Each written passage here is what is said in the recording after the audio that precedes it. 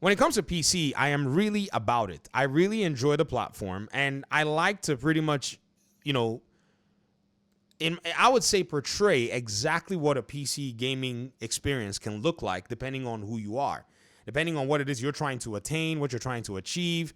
And maybe around 12-ish hours from now, I'm recording this video around 9:27 p.m., you're going to have seen a little bit more about the Xbox Ally X. Now, I don't know how much Microsoft is going to be willing to show, to be honest. I really can't tell you, right? But this device has been under a lot of unnecessary, should I say unnecessary scrutiny? And one of the arguments that's been made that is quite disingenuous is that, oh, you know, Microsoft is trying to sell this device, and the people who are going to be the target audience of this device don't know any better.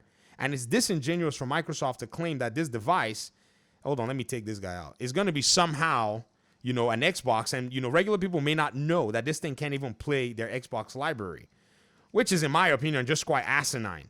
Because what this does is this actually puts, ooh, look at that wall takedown. Beautiful. Because what this does is it puts the whole conversation in a weird place that, oh, Xbox gamers are dum-dums. They don't know, nor are they aware of exactly what it is that Microsoft is, you know, showing them and what they're going to go ahead and buy. Oh, hold on there. Let me take this guy out. Look at him. He thinks he knows. Hey. Oh, I told y'all.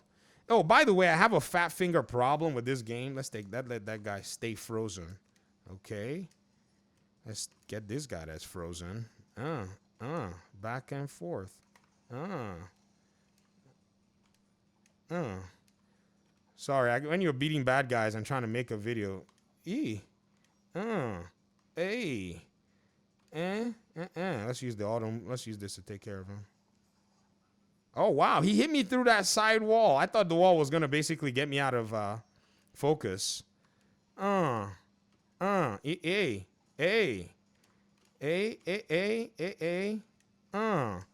him that. Let's let him deal with that. Hey, look at that guy. He's trying to come for me.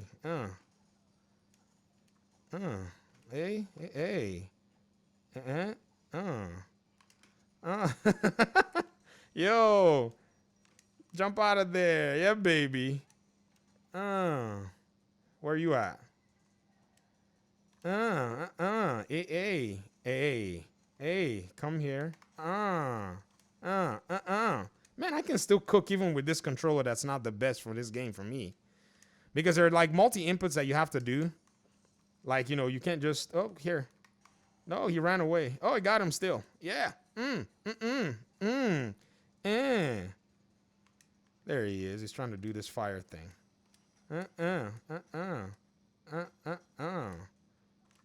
Hey. Yeah. Who else? There's somebody that's still here. There, come here.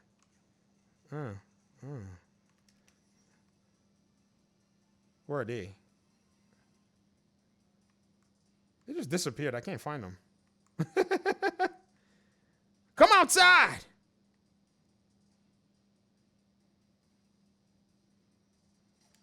Get low. Look, this is where they went. They went and started activating the thing.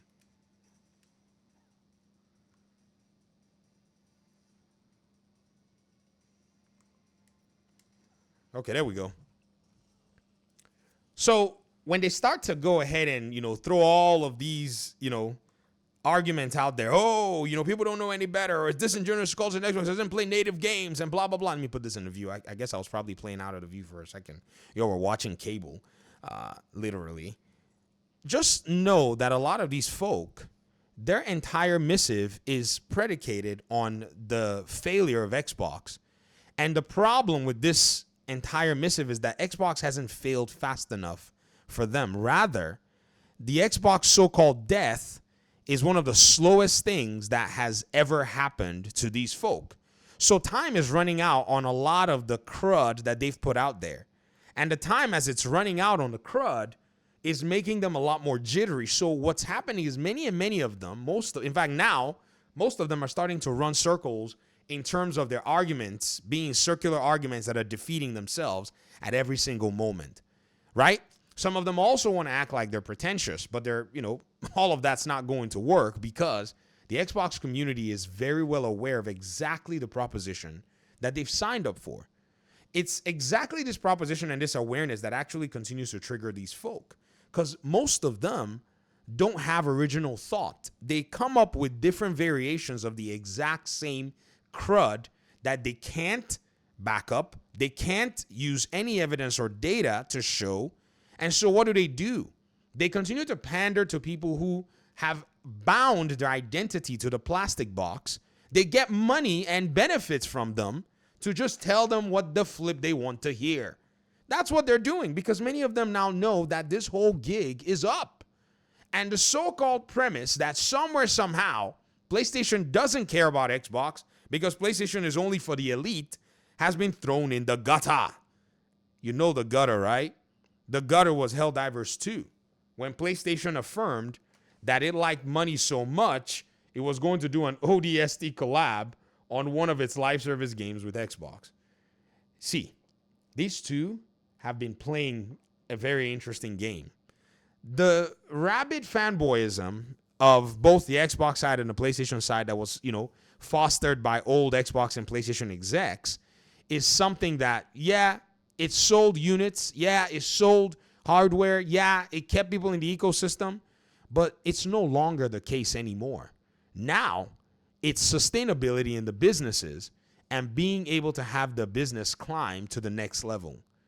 If that's not on, at the forefront of their minds, then they're not ready to do work. Because when you kind of think about it, these companies were fighting these console wars and platform wars and doing nonsense, while the third-party developers, who were very astute in understanding what the market was, saying, and didn't have the luxury of boxes and platforms, they simply went ahead and they took the bag and took the cake from everybody. Xbox and PlayStation, they realized this. PlayStation, basically leaning on Call of Duty money while it thought it had time to just leverage Call of Duty until it could nail down its live service efforts. But Xbox came in and swooped in and bought its way to the top. So it changed up the whole dynamics. Everybody's got to work together now because there's money to be made in this collaborative market that's going on. It's a video that I was going to make later on and talk about. So with the Xbox Ally X being unveiled to you, see it as that mark of the gaming industry taking a whole different turn. PlayStation is happy about this device. This device is going to put their games in the hands of Xbox gamers without them having to do any extra work. Xbox gamers are simply going to go ahead and walk into the Steam store at their convenience.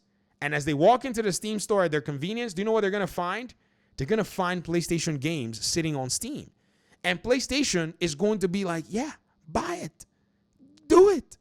Some of you are still sitting there saying that, and again, these detractors are going to say, oh, they're going to block the games. They're not going to block them. They're not going to block them from the Xbox Ally X. Why? There's no reason to. If ODST and Helldivers are now doing a collaboration, it's pointless to block Steam games from being played on Xbox devices. Why? The reason in the first place that ODST and Helldivers would even do a collab is so that they can make money. And so why would PlayStation be allergic to dough? I don't see it. I don't see it. So as this holiday is coming and as the pre-orders open, Xbox users will access PlayStation games without having to wait for when PlayStation and Nixes finally get their act together. And PlayStation would be able to sell these games for its 70% to those interested without having to worry about spending money for an extra port and use that money for other ventures. Maybe even put it in their bank account and raise their profits. At the end of the day, the consumer and the customer wins. In my book, if the customer wins, they can make as much money as they want as long as the customer wins. That is the criteria. When the customer is not winning, I want them to feel fire, force, thunder, and market forces that they have to whine and cry their way into pro-consumerism. That's what I want. So all of this talk at the end of the day about this and this, it's like, get out of here. Let's look for the customer side. The pro-corporatism that has actually lingered around the conversation is dead. And I'm happy that it's dead. Peace out.